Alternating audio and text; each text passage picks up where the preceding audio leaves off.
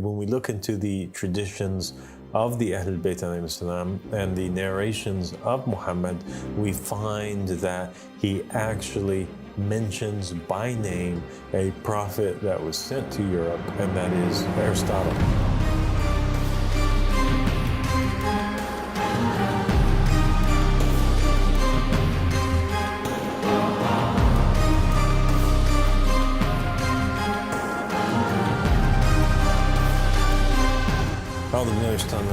Bismillahirrahmanirrahim. Allahumma salli ala Muhammadin wa ali Muhammad. Imam Mehdi'nin wa sallam taslima. Assalamu alaikum wa rahmatullahi wa barakatuh. My dear friend Runa. Wa alaikum salam wa rahmatullahi wa barakatuh, Father. Thank you so much for joining me today. Thank you so much for having me here.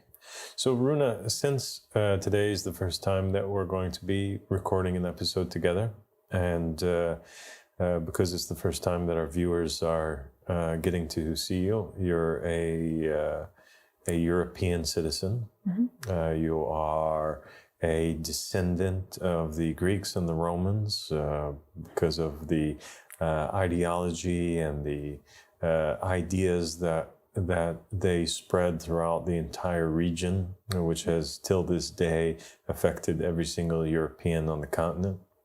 You're quite the philosopher as well. And so we're going to have today a philosophical discussion about some of Europe's greatest minds. Okay, that's great. Okay? Yeah. Can you take a moment and describe the type of background that you came from? Because you didn't come from a traditional Judaic Christian upbringing. Mm-hmm. My parents, they were born Christian. I'm German. But they deregistered from the church throughout their lives because they couldn't stand really the crimes that were committed in the name of God by the Christian church. So I think a lot of Germans went through that journey, but a lot of them are still, they just maintain registered with the church because they would find it maybe odd to break away from all forms of belief. My parents, they clearly said, there's one force that's controlling everything, but we don't want to label it because we feel personally that religions are probably man-made and maybe they're just there to maintain power or gain power. So you got to find your own way. And I thought, and they wanted to give me the freedom as well, but they taught me two things. They said, there are only two things we can teach you. Never follow the masses and always do unto others as you want done unto you. So they allowed you to choose your own religion and to think for yourself and to find the truth for your own self. Well, that's amazing. So, so you grew up then and you became quite the philosopher, as all those who know you testify to that. Thank you. Okay, so now in light of that, and in light of your journey, and in light of your background, and you being a European citizen, and the fact that there are a lot of Europeans that are agnostics or atheists, let's talk about the messengers that were sent to Europe, that were sent to ancient Greece and ancient Rome over the course of the coming period with you and the conversations that we have. The first thing that comes to mind when we're talking about messengers that were sent, and we know that God sent 124,000 prophets and messengers, and even though the three major Western religions, which are Judaism, Christianity, and Islam, highlight this topic and this aspect of there being messengers that are sent to God, but their books primarily only mention the Semitic prophets that were sent either to the Jewish people, the Israelites, or were sent to the Arabs through Ismail alayhi salam. And examples of Arab prophets are, for example, like Saleh, like Hud, and even Shu'aib and Muhammad sallallahu alaihi wasallam, and examples of Hebrew prophets that were mentioned in these books and traditions are Jesus, Moses, Ezekiel, Elisha, Elijah, all of those. But we have a lack of mentioning of names of prophets that were sent to other nations. And so let's go over that for a moment. When we look into the traditions of the Ahlul Bayt alayhim salam and the narrations of Muhammad, we find that he actually mentions by name a prophet that was sent to Europe, and that is Aristotle. He mentioned his name in two traditions. The first tradition was when the Prophet Muhammad said, "I am the Aristotle of this nation." And therefore he's comparing himself to Aristotle. And the Prophet Muhammad, being a divine messenger from God, would never compare himself to somebody who was a disbeliever or a pagan idolater or a worshiper of idols. He would only compare himself to somebody who was also a messenger from God, or at the very least praised by Allah subhanahu wa ta'ala, somebody who was favored from God, somebody who was from the people of paradise. And so now we get an insight that he could be a prophet, he could be divinely appointed, and that thought is actually confirmed in another narration that the Muslims have, where Amr ibn al-As was sent to Egypt, Alexandria, and he comes back and he's describing the different things that he encountered and saw over there, and he curses a group of people, which he describes as sitting around in circles discussing the teachings of a pagan by the name of Aristotle. And the Prophet Muhammad sallallahu alaihi wasallam, and I've noticed some people are asking, like, what does it mean, sallallahu alaihi wasallam? And it is peace be upon him and his family. And so the Prophet Muhammad stops him and he says, don't curse Aristotle, because he was a prophet, but he was unknown to his people. And this hadith, it gives us insight into a couple different things. One of them is the notion that there were prophets who were sent to other nations but were unknown that they were prophets by their people. That means that the prophet never identified himself openly as being a prophet or messenger. He never said, I am a prophet or messenger, using that particular title.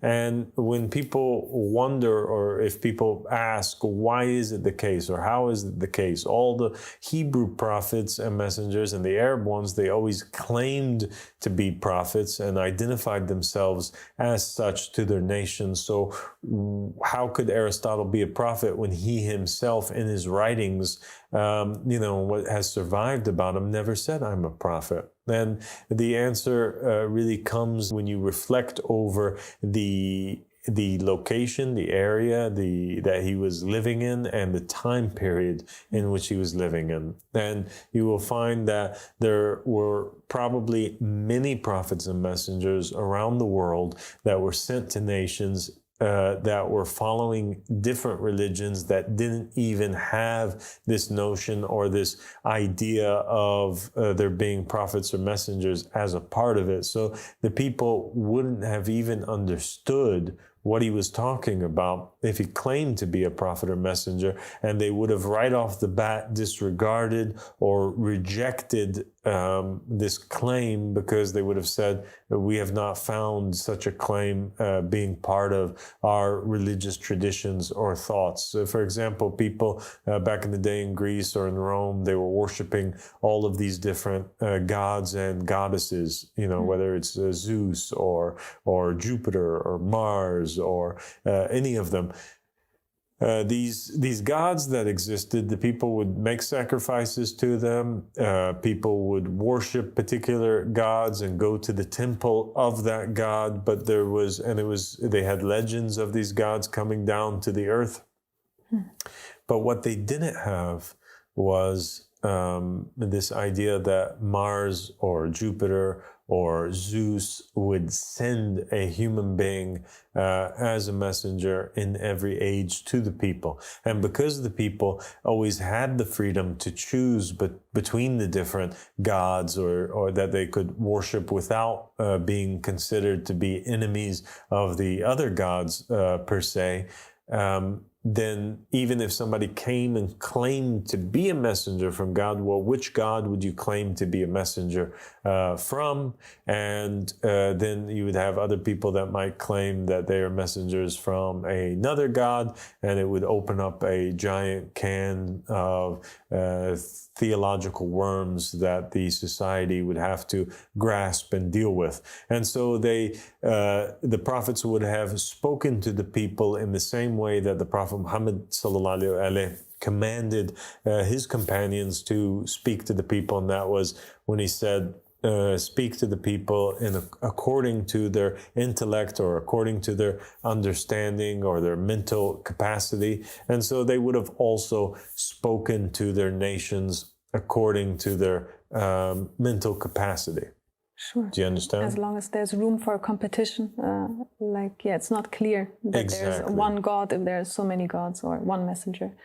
Yeah, but yet it's still a proof that God takes care of every nation and kind of takes care that their conscience evolves and their understanding gets guided. So it's always up to us whether we take that guidance or we leave it. Yeah, and I think that's an extremely beautiful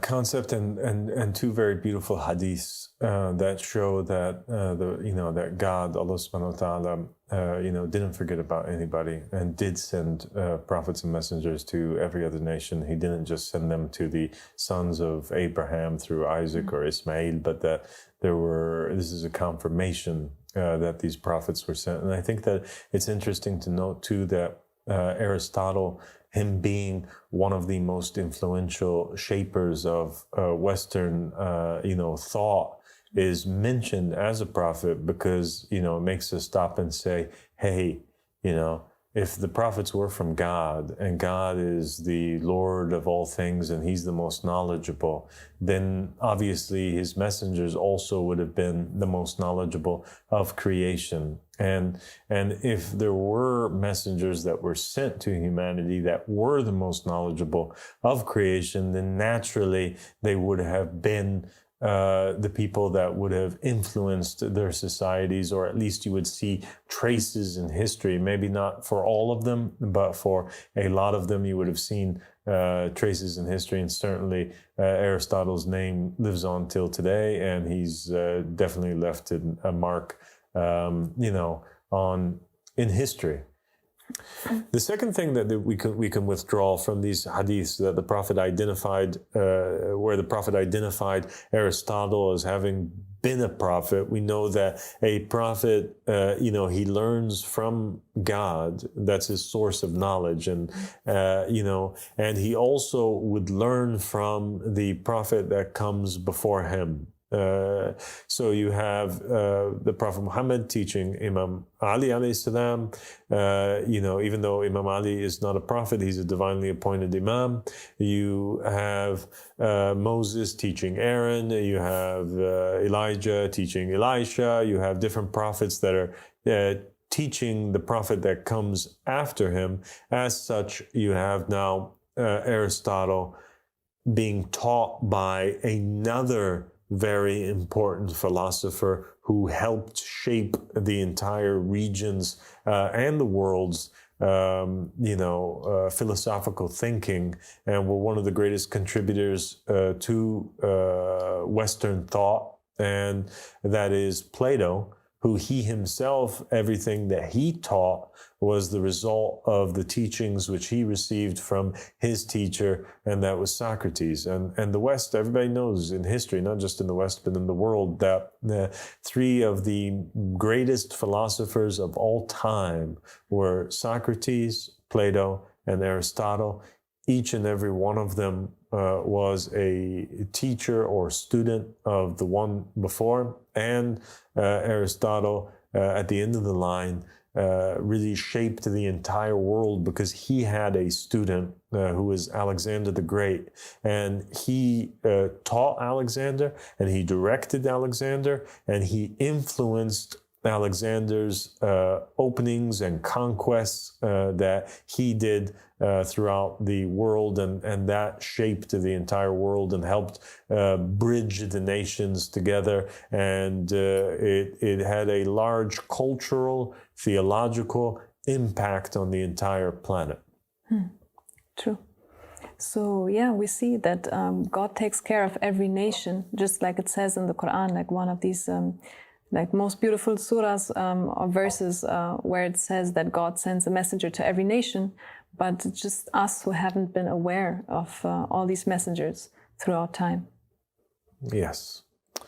Okay, so let's now put this assumption to the test. We know that Aristotle is a prophet, but let's now take a look and compare and further prove that this idea is correct, that Socrates and Plato were also prophets that were sent by God, that they were three of the 124,000 prophets and messengers that were sent forward, and compare, because people find difficulty when accepting them as prophets to kind of, they would say, well, where do we find the connection? Like, we don't find necessarily that these guys were preaching monotheism or the same thing that the rest of the Hebrew prophets and messengers were preaching or were teaching.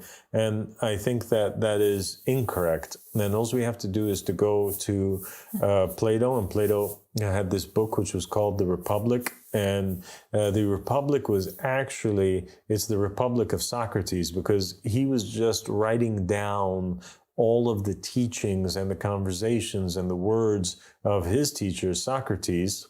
And it was Socrates' proposal for a divine just state in which he dreamed would one day exist, and in which Socrates was saying it is the only way that justice can fill the earth. And that idea of a divine just state is in the narrations of Muhammad and the family of Muhammad, the goal that all of the prophets and the messengers, all of them, all 124,000 of them, were working to accomplish and to see, and they dreamt of seeing this state. So even if the message is different, because the people that are receiving the message have different beliefs or ideas, that theme we should see in the works of and teachings of every one of those 124,000 messengers that came across the planet, because naturally each and every one of them would want that their societies, that their nations be prosperous and be in a state of peace. So why don't you give us a little bit of an introduction, Runa, about this book that you love so much and that so many people around the planet love, The Republic? Okay, I would say it's a misunderstood book a lot of times, because people, or the broad public, didn't realize that this book stems from a monotheist. Most people in the West just think it's talking about another political system that could be nice to have, but is not necessarily maybe the best one. It does say basically that the wisest person should rule, and it was interesting to me that it dissects society into three groups, basically the rulers and then the warriors and the producers. And it's kind of in parallel to another concept about the soul, which was also taught by Plato and Sokrates. I believe that the soul consists of three parts. In any case, like the logic is that the wisest person should be the one in power or the one in charge. Of course, the question becomes like, how do we find the wisest person? And even within those writings, these dialogues between Socrates and Plato, there was this one story that the oracle was in Delphi had been asked who's the wisest person, and the oracle said Socrates, but Socrates kind of rejects that notion and says, all I know is that I don't know anything. So like part of being wise is to know that that the only one who can ultimately know is not a normal human being. So humbleness is like the basis in a way of wisdom. Yeah, so it's interesting to note now, you mentioned a lot of ideas in this that we're going to start dissecting bit by bit. Yeah, so Socrates, he was looking towards an ideal world. And he recognized that in an ideal world, there is justice. The absence of justice means injustice and means the rule of the devil, the rule of darkness.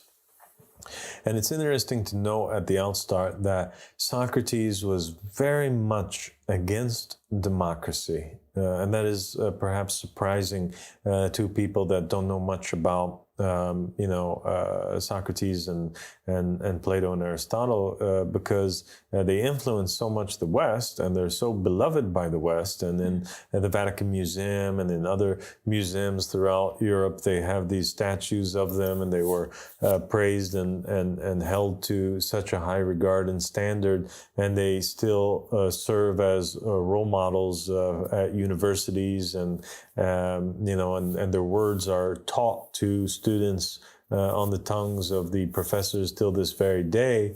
And yet the European societies, they have adopted democracy as a form of rule. And yet one of the smartest thinkers of all of Europe said that this was an extremely bad idea. And he warned the Europeans from ever, messing with democracy. He called it the rule of the mob. And he said that any democracy would eventually lead to tyranny because what democracy essentially is that the masses decide to do whatever it is that they want to do.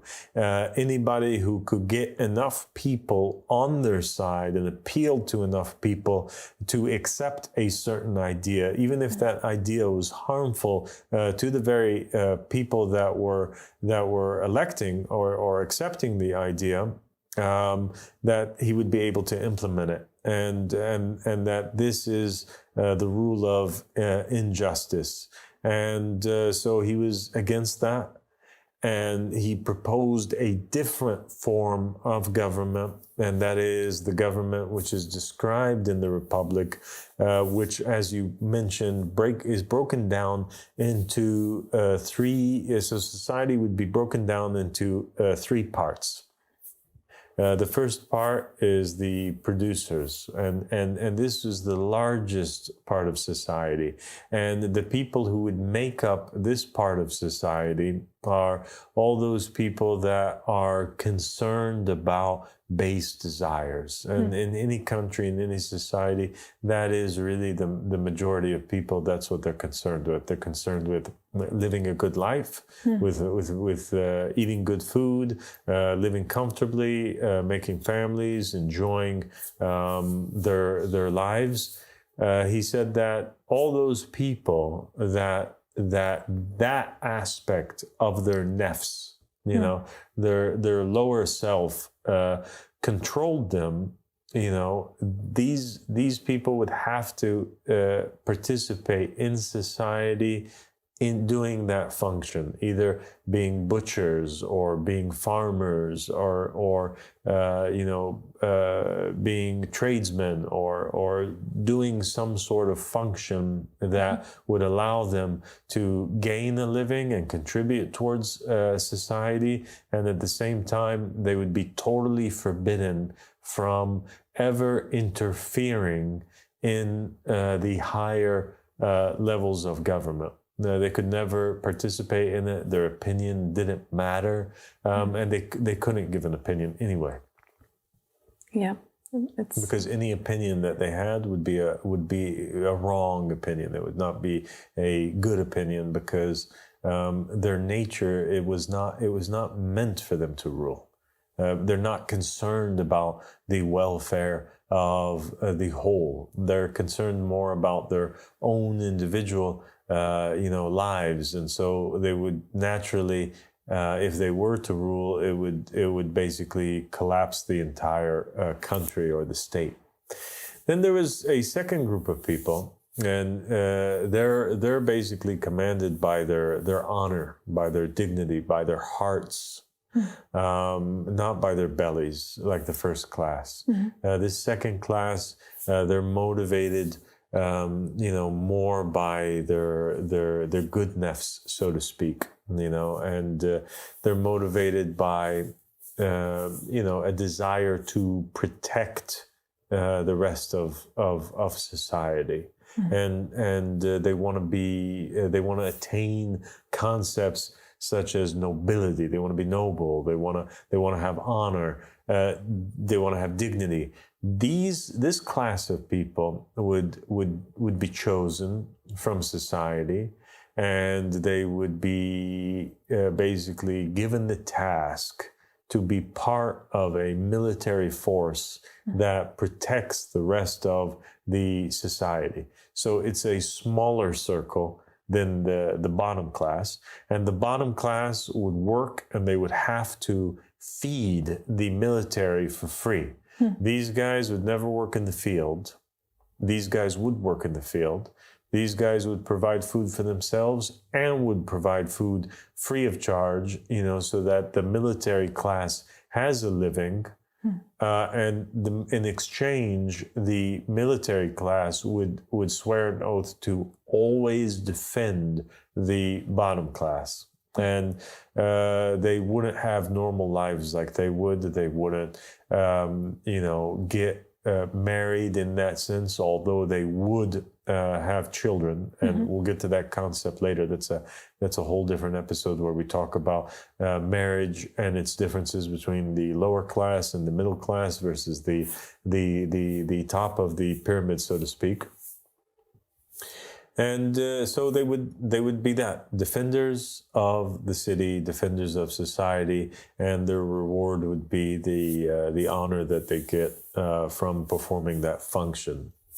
And then Socrates believed then that the whole state would be ruled by what he termed the philosopher king. And the philosopher king is somebody who pretty much gets the divine inspirations from God, who God had completed his intellect.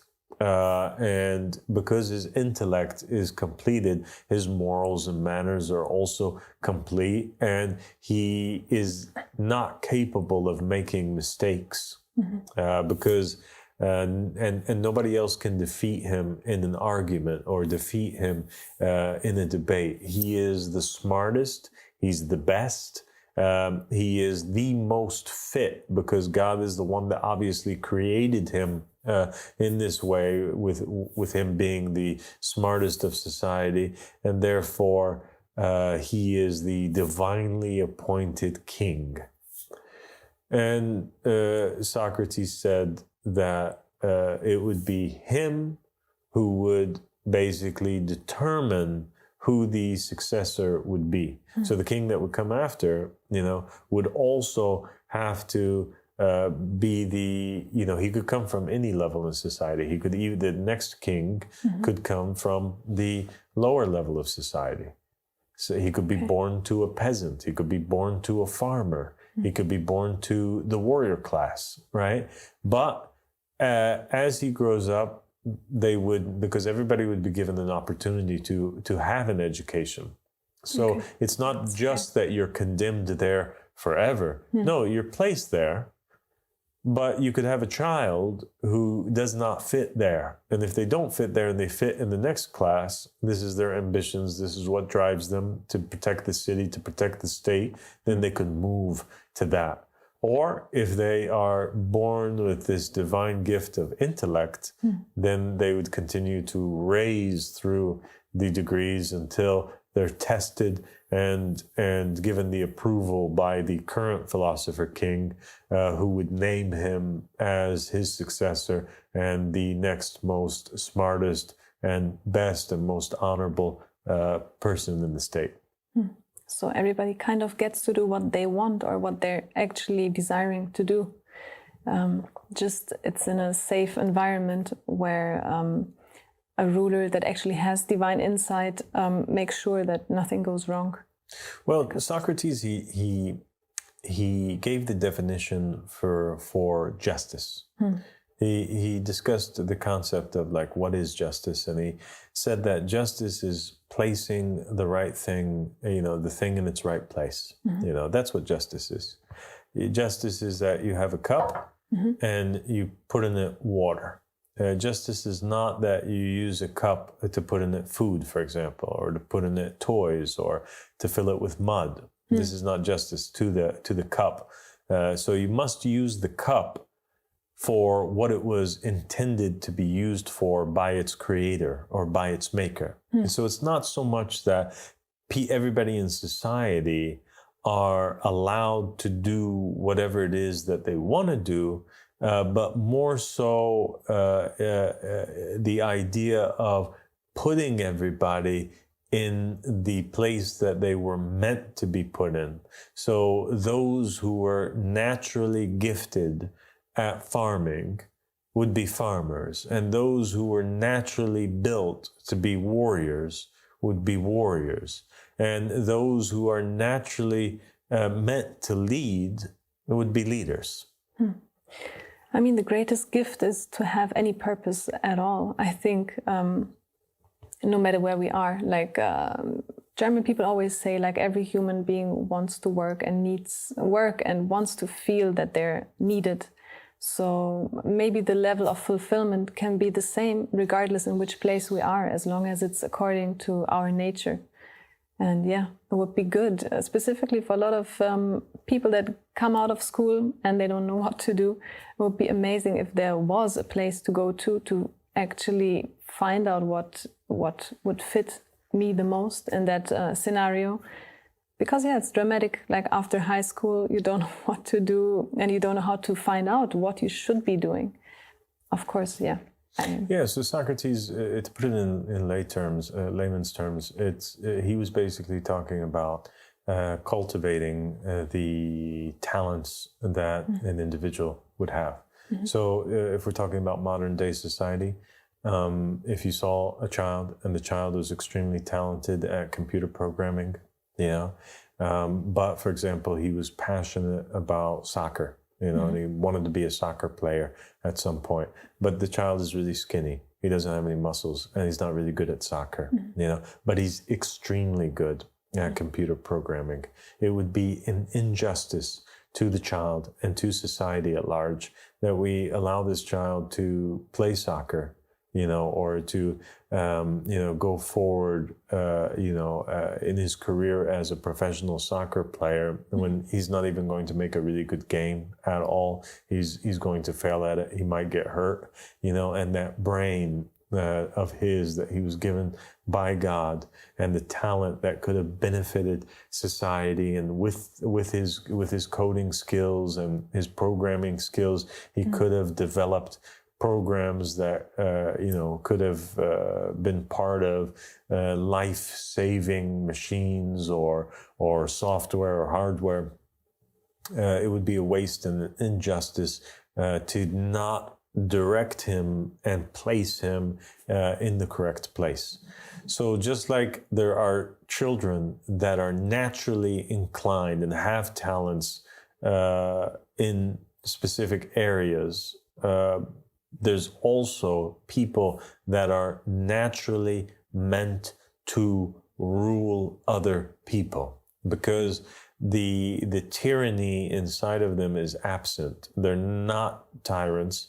They do have the best interest of society in mind, and they're able to manage and place people in their correct place, and they're able to ensure that society as a whole, everybody that goes through life during their time period, gets to have a good experience in life, that they don't incarnate in this planet only to suffer. He is somebody who alleviates, the people from suffering and from bad scenarios. So when the people have a good scenario and they come into life and they're able to live comfortably and perform that thing that they are talented at, thereby maximizing their contribution to society, they have also enough time and ability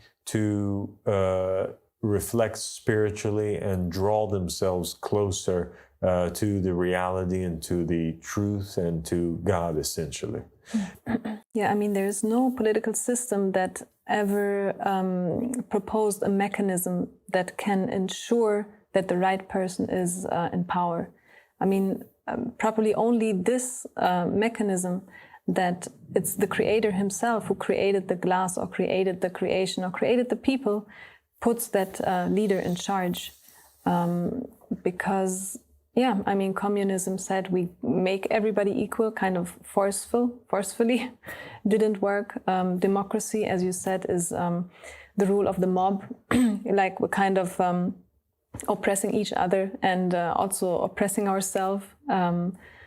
The only way to go and the only system that is really intelligent and is perfect is a system that the religions kind of have, or the false religious rulership has hijacked and claimed for themselves, like the Pope and so on. It's the system that people have unfortunately lost trust in, because they've seen that system, that superior system, in the wrong hands. But there can only be one right ruler, the one who has like the spirit of God, or direct instructions. Yeah. So then now when we compare the teachings of Socrates to the teachings of Muhammad sallallahu alaihi or the teachings of Jesus or the prophets and the messengers, we find that it's actually not different. It's the exact same. It's identical. What Socrates is saying, using different terms, is exactly what the prophets and the messengers in Judaism, Christianity, and Islam are saying. And you even find the law of recognizing the proof or the messenger of God here, and you also find it over there. So here, and as we explained in the episode of how to identify Imam Mehdi, and we stated that it was the same way that you could identify every prophet and messenger. One, he's divinely appointed. Well, over there with Socrates, the philosopher king is divinely appointed, because it is the person who is born for that job. It was like God gave him this ability before he even came into this world, and his intellect is superior, and it's God who gives the intellect, and so he was predestined to be the ruler of the people. So the philosopher king is divinely appointed by nature. The prophets and the messengers were identified over here in the Semitic religions by being the most knowledgeable of their people. Over there, the philosopher king is also the most knowledgeable of his people and is able to answer the questions which are posed to him, and he is the one whom is the most educated. In the Semitic traditions, it's the obligation of the believers to pledge allegiance to the Imam of their time, or the Prophet or the Messenger in their time, like the Quran states that we did not send a single messenger except that they were meant to be obeyed. And we have over there that the philosopher king also, the other classes cannot interfere in the politics or the rule of the philosopher king himself. And they have to obey and submit and not interfere in his job. And effectively, in the Semitic traditions, the rule of the messenger would be the rule of God. And over there with Sokrates, the rule of the philosopher king would really be the rule of the intellect. It would be the rule of the complete mind, would be the rule of goodness, would be the rule of God. So you have the law of recognizing the proof over here, and you also have it applying to Sokrates. He passes that, and he was working for the same thing which all of the prophets and the messengers were working towards, and the traditions state that God did not send a single messenger except that they were concerned with establishing a divine just state. They were looking for goodness for humanity and prosperity, and that is what Sokrates was able to, to articulate in his teachings and his ideas, that this was the goal that he was also pursuing. True. I mean, people in the West sometimes have a hard time accepting anybody as better than themselves. So the fact that there's not parties or like multiple people that are at the top, but it's just literally one person, and it's the person that's carrying the Spirit of God, should be a relief for everybody who thinks it's not good or not adequate to see anybody else higher than yourself. I mean, it's actually necessary to find that person. And it's necessary to know that God would take care of us in that sense, because otherwise we'll always be the victims who are ruled by some crazy people, really. Exactly. But it's, it was the strong, firm belief that these philosophers had, especially Socrates, that, the only way to rule a society and to achieve justice is through the rule of the divinely appointed king, the philosopher king. Okay, so let's stop there, because there's a lot of stuff that we need to talk about in terms of the divine just state, and we'll continue in our conversations regarding that in the coming episodes, inshallah. Thank you so much for joining me, Runa. Thank you so much, Father.